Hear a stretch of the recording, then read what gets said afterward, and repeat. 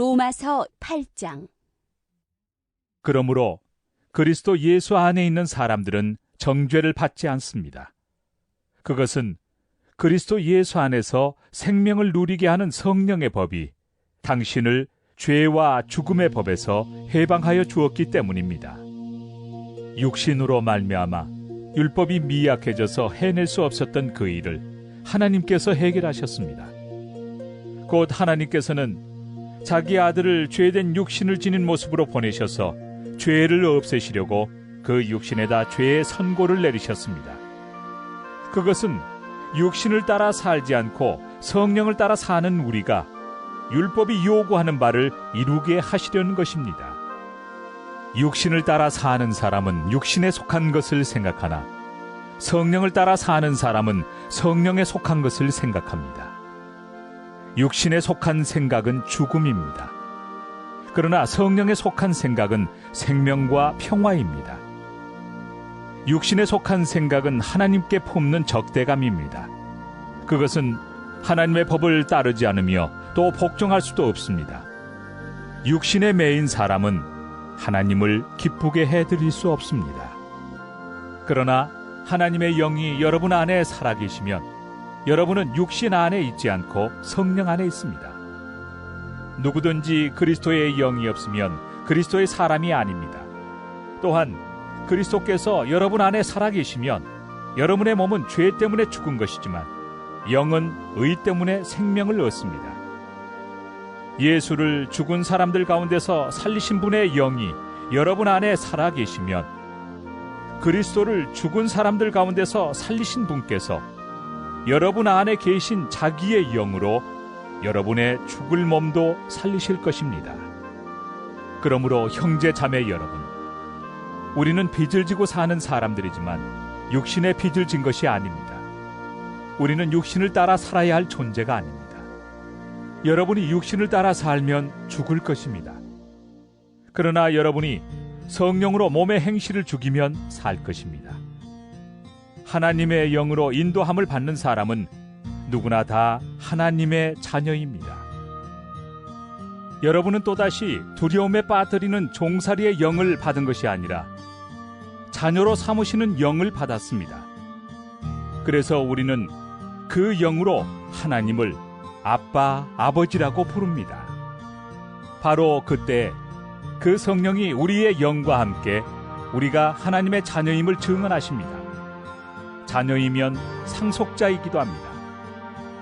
우리가 그리스도와 함께 영광을 받으려고 그와 함께 고난을 받으면 우리는 하나님이 정하신 상속자요 그리스도와 더불어 공동 상속자입니다.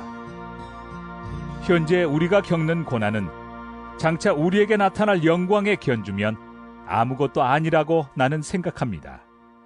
피조물은 하나님의 자녀들이 나타나기를 간절히 기다리고 있습니다.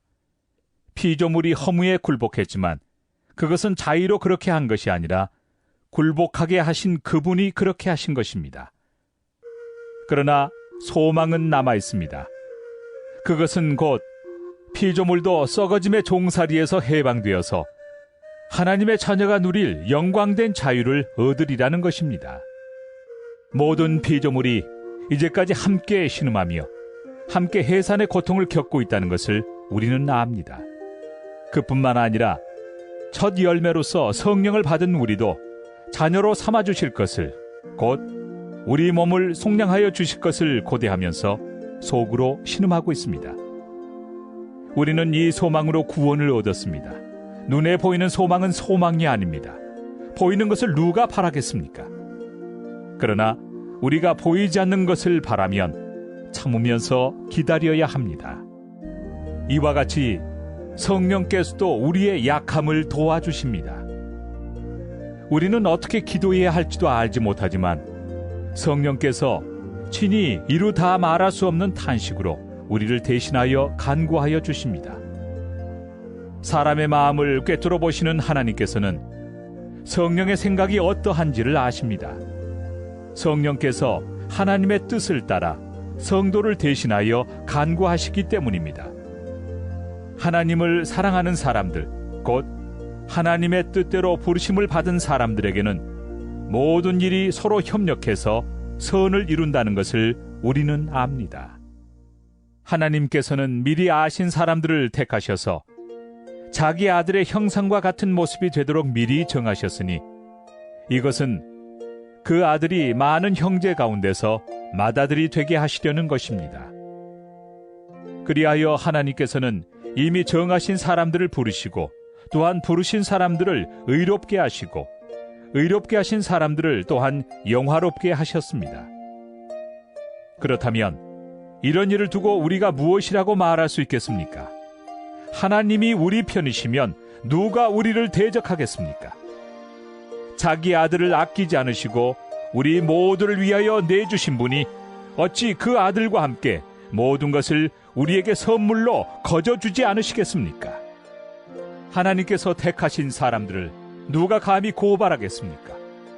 의롭다 하시는 분이 하나님이신데 누가 감히 그들을 정죄하겠습니까?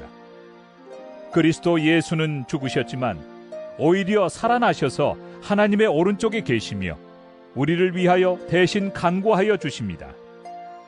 누가 우리를 그리스도의 사랑에서 끊을 수 있겠습니까? 환난입니까? 곤고입니까? 박해입니까? 굶주림입니까? 헐벗음입니까? 위협입니까? 또는 칼입니까?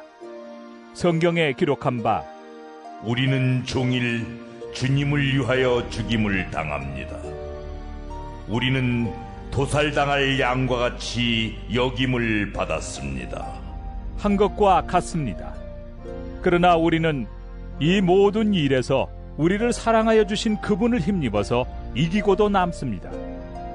나는 확신합니다.